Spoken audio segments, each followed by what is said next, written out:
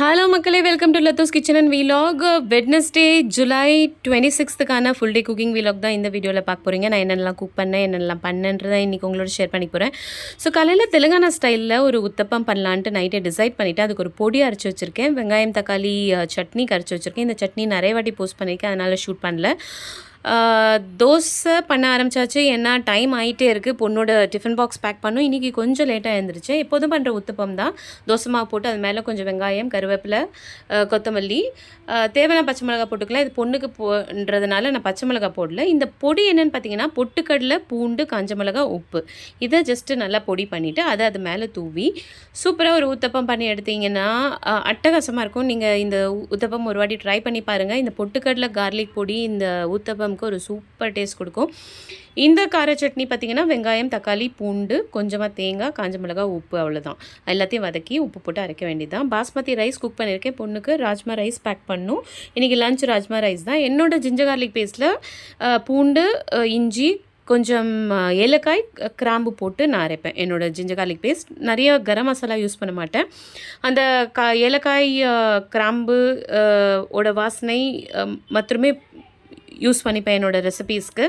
அதனால் மைல்டு ஸ்பைஸோட சூப்பராக இருக்கும் ராஜ்மா. இந்த ராஜ்மா ஒரு வாட்டி ட்ரை பண்ணுங்கள். கரம் மசாலா யூஸ் பண்ணாமல் கடாயில் சன்ஃப்ளவர் எண்ணெய் ஊற்றி அதில் கொஞ்சம் ஜீரகம், பட்டை, பிரியாணி இலை போட்டு நல்லா பொரிஞ்சதுக்கப்புறம் வெங்காயம், பச்சை மிளகாய், இது வதங்கிறதுக்கு தேவையான உப்பு இதையும் போட்டு நல்லா வதக்கிட்டு வெங்காயம் நல்லா வதங்கினதுக்கப்புறம் தக்காளி 2 வெங்காயம் போட்டிங்கன்னா 1.5 தக்காளி போடணும் இந்த ராஜ்மாவுக்கு. அப்படி தான் ப்ரப்போர்ஷன். தக்காளியும் போட்டு வதக்கிட்டு அதுக்கப்புறம் இந்த அரைச்சி வச்சுருக்கிற இஞ்சி பூண்டு பேஸ்ட். நான் சொன்ன மாதிரி இதில் கிராம்பு, கிராம்பு, ஏலக்காய் இது ரெண்டுத்தையும் போட்டு அரைச்சதுனால நான் கரம் மசாலா யூஸ் பண்ணல என்னோடய ராஜ்மாவில். இது எதுக்கு காமிச்சிட்ருக்கேன்னா இந்த ப்ரெஸ்டீஜ் கேஸ் இப்போ ரீசெண்டாக வாங்கினது, பட் குவாலிட்டி நல்லா இல்லை. ஏதோ துணி, என்னோடய கறி துணி பட்டு அது எரிஞ்சுது. நான் திருப்பி மாற்றிருக்கேன். அதுக்கப்புறம் ரொம்ப டைட்டாக இருக்குது. பிராண்டட்னு நம்பி வாங்குகிறோம் சில time, but product is not up to the mark. Very disappointed with prestige gas stove. இப்போ தான் வாங்கினா 6 மாதம் கூட ஆகலை. ஸோ கொஞ்சம் சேடாக இருக்குது அதை நினச்சி. ஓகே, இப்போ தக்காளி போட்டாச்சு. தக்காளி வதங்கினதுக்கப்புறம் இஞ்சி பூண்டு பேஸ்ட் கொஞ்சமாக தான் போடுறேன். பொடி என்னென்ன போடுறேன்னு பார்த்தீங்கன்னா வெறும் மிளகாய் பொடி, மஞ்சள் பொடி, கொஞ்சம் தனியா பொடி, அவ்வளோதான். ஸோ இதை போட்டு இதை நல்லா மிக்ஸ் பண்ணிவிட்டு விட்டுருங்க. இது கொஞ்சம் நல்லா கிரேவி மாதிரி வரணும். இதுக்கு நடுவில் நான் என்னோடய சைடு வேலை பார்த்துட்ருக்கேன். ஹஸ்பண்ட் வாக்கிங்லேருந்து வந்தாச்சு. அவங்களோட உத்தப்பம் ரெடி பண்ணிகிட்ருக்கேன் இப்போது. இந்த கிரேவி ராஜ்மாக்கான கிரேவி ரெடி ஆனதுக்கப்புறம் அது மேலே கொஞ்சமாக கஸ்தூரி மேத்தியை தூவிட்டு அதுக்கப்புறம் வேக வச்சுருக்கிற ராஜ்மா. இந்த rajma night over night soak பண்ணிவிட்டு மறுநாள் காலையில் அந்த தண்ணியை நீக்கிட்டு அதுக்கப்புறம் ஃப்ரெஷ் வாட்டர் எடுத்து அதை குக் பண்ணிக்கணும். அந்த தண்ணியில் பார்த்திங்கன்னா அந்த ராஜ்மாவில் கேஸ் காசிங் ஒரு ப்ராப்பர்ட்டி இருக்கும் இல்லையா, அது அந்த தண்ணியில் இருக்கும். அதை நீக்கிட்டோன்னா நம்மளுக்கு கொஞ்சம் ப்ராப்ளம் இல்லை. இல்லைனா யூஸ்வலாக உங்களுக்கு இந்த பீன்ஸ்லலாம் நிறைய கேஸ் காசிங் எஃபெக்ட் இருக்கும்.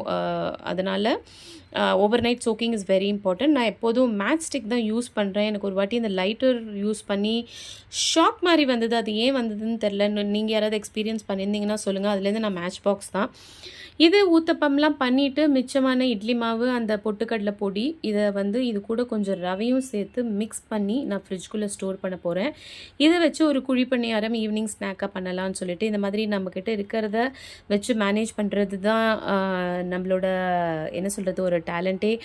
Plus how effectively we can use the best out of waste out of பெஸ்ட்டுன்றது எனக்கு தெரிஞ்ச விஷயங்களை நான் உங்களோட ஷேர் பண்ணிக்கிறேன். பிடிச்சிருந்துன்னா நீங்களும் ஃபாலோ பண்ணிக்கோங்க. உங்களுக்கு தெரிஞ்ச விஷயங்களை எனக்கு கமெண்ட்டில் ஷேர் பண்ணுங்கள். நானும் கற்றுக்கிறேன் உங்ககிட்டேருந்து. பொண்ணுக்கு லஞ்ச் பாக்ஸை பேக் பண்ணிகிட்ருக்கேன். பாஸ்மதி ரைஸ். இந்த ரைஸ் பார்த்திங்கன்னா 110 rupees லோக்கல் சூப்பர் மார்க்கெட்டில் வாங்கினேன். Not the branded one.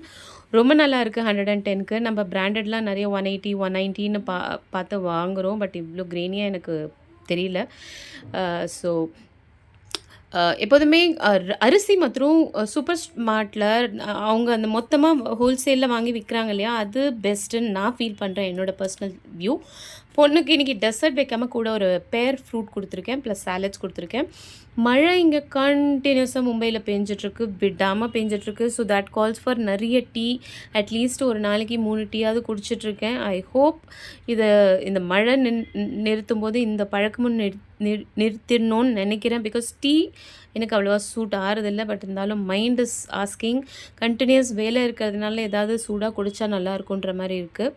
அதனால் குடிச்சிட்ருக்கேன். But so far touch wood no issues போயிட்டுருக்கு. எங்களோட லன்ச் பாஸ்மதி ரைஸ் தான் இன்றைக்கி. Husband diabetic. பட் ராஜ்மா நிறைய கொடுத்து ரைஸ் கொஞ்சமாக தான் கொடுத்தேன். Rajma is very good for diabetic. அதில் நிறைய குட் கார்ப்ஸ் இருக்கிறதுனால, பட் மசாலா சேர்க்காத ஒரு சாலட் மாதிரி சாப்பிட்டிங்கன்னா it's very good for diabetic. நான் மசாலா நிறைய யூஸ் பண்ண மாட்டேன், உங்களுக்கே தெரியும். ஸோ அதனால் நோ இஷ்யூஸ். ஹஸ்பண்ட்க்கு நிறைய சாலட்ஸ், நிறைய ராஜ்மா, கொஞ்சமாக ரைஸ் வச்சு அவங்களோட மீல் சர்வ் பண்ணேன். இது பார்த்திங்கன்னா என்னோடய பிளேட். அதனால தான் கொஞ்சம் அதிகமாக ரைஸ் இருக்குது. ப்ளஸ் இது ஸ்ப்ரெட் பண்ணியிருக்கேன், அதனால் உங்களுக்கு பார்க்குறதுக்கு நிறைய தெரியுது.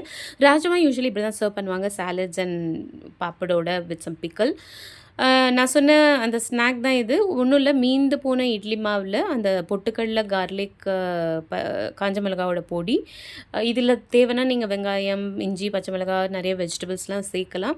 நான் இது கொஞ்சம் மாவு கொஞ்சமாக இருக்குன்றதுனால, ப்ளஸ் இது only for husband. Of course husband டயபெட்டிக்ன்றதுனால நிறைய வெஜிடபிள் அவங்களுக்கு தான் சேர்க்கணும். பட் இன்றைக்கான நிறைய வெஜிடபிள் போயாச்சு, அதனால் இட்ஸ் ஓகேன்ட்டு எதுவும் சேர்க்காமல் நான் டைரெக்டாக பண்ணிகிட்ருக்கேன். காலையில் பண்ண சட்னி ஃப்ரிட்ஜில் ஸ்டோர் பண்ணி வச்சுருந்தேன், மிச்சம் இருந்தது. அதை வச்சு தான் இன்றைக்கி அவங்களோட ஈவினிங் ஸ்நாக்கு வித் டீ கொடுத்தேன்.